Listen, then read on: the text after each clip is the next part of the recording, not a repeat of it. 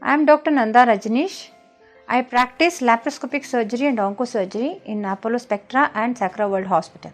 The recovery in hernia surgery depends on what type of surgery you undergo, whether you undergo a laparoscopic surgery or open surgery.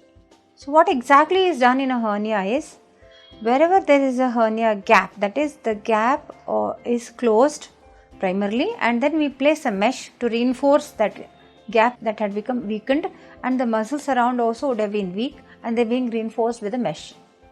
So recovery in hernia depends on the movement of the individual after the surgery.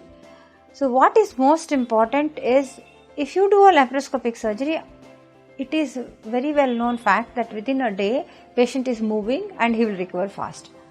But if you are doing a cut open surgery, because of the pain there is a lot of restriction in the movement. So you should try and mobilize the patient, that's most important. Post hernia surgery, whether you do an incisional hernia surgery where the large mesh is placed, you may be having a drain if you are doing an open surgery also. So even if there is a drain, you should walk around and move around. That is extremely important. Mobilization is the most important key point to recover from the hernia.